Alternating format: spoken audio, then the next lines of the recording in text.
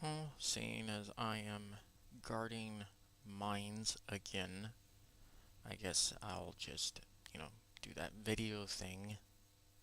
Today we're going to start up with the starting positions for Arathi Basin. There's two, the Horde and the Alliance. They start on either end of the field. By the way, did you guys notice that it's a giant eye? Just saying, it's a giant eye. From the top, the map's an eye. Bet you didn't know that, did ya? Anyways, what you have is the Alliance, which its first target is easy access. The Horde, not so much. They don't get an easy access target. That's right down from where they're at. It's not a straight shot like the Alliance has. Although the Horde do dominate this map a lot. Just saying.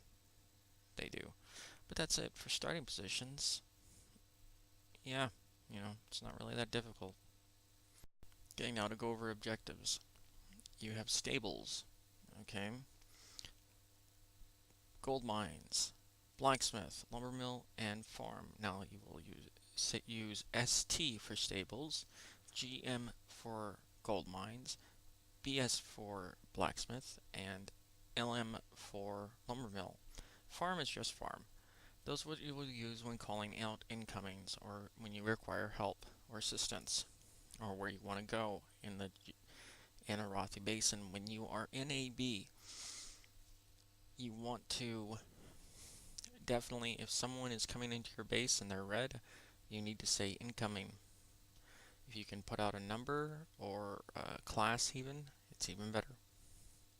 Just saying, Arathi Basin, call out your incomings. Okay, when you're taking an objective, hold it. Okay, defend your objectives because these objectives will build up your resources, and without these objectives, you won't have any resources. You can't win. Okay? So fighting for one objective, like say if you sit there and fight the entire fight at blacksmith, for blacksmith, while all the other objectives are being taken by the opposing faction, you just cost everyone else the game. So, good for you. Okay? But you know what? That's not how the game works. You need the resources to win. Okay? No points for second place, people. No points. Now, Alliance start paths. You will go from the starting position to the stables.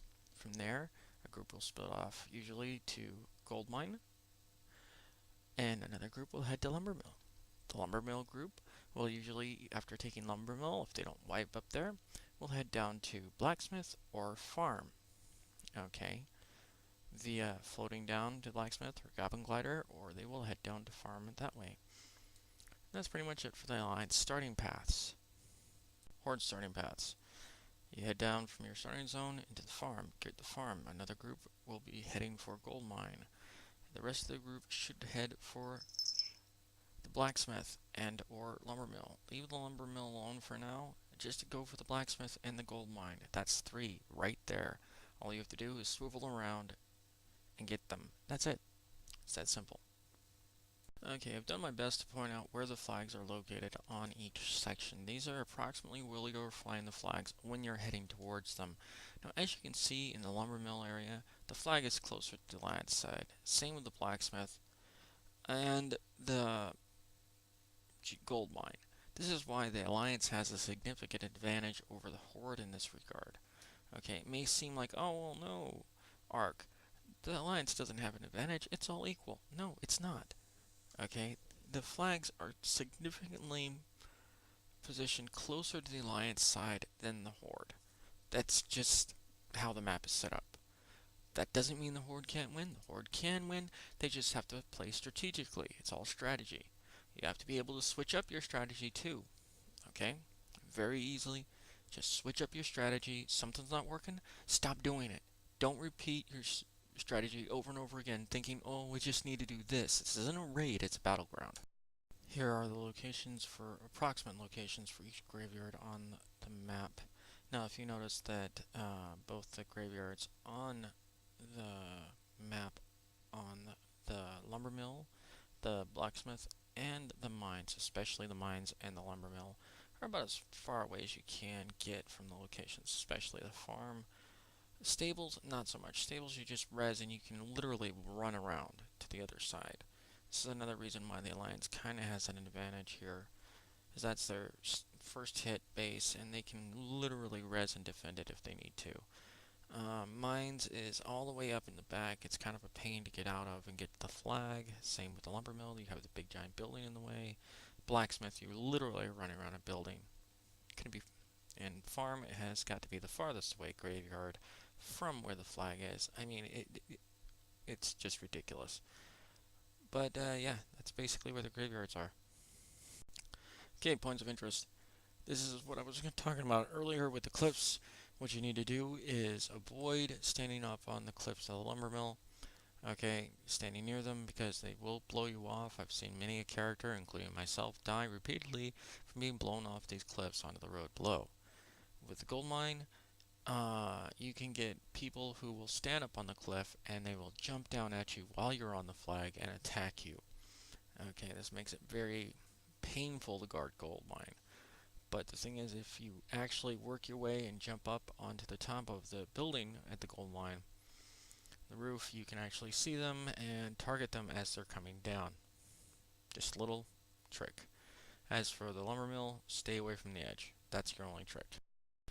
It should really go without saying that if you're a level capped toon, that you know not to fight in areas where it's pointless for conflict. It means that not fighting in that zone, or fighting in that zone, brings you nothing of any significant value. In Arathi Basin, basically Arathi Basin is where the term "don't fight in the road" came from. Okay? And the yellow areas are the roads and the zones that you really shouldn't be in trying to fight. Alright? Now the opposing faction may come up to you and try to stop you from getting to one base or another.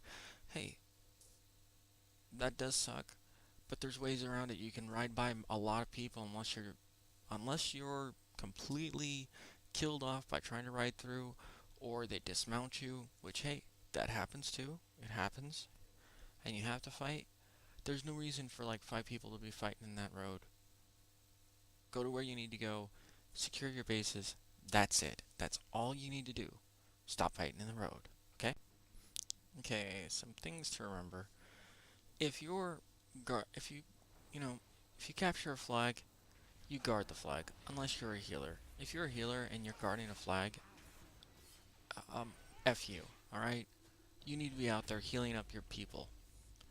Healers should never guard and remain, they should always remain mobile throughout the battleground, period. Alright?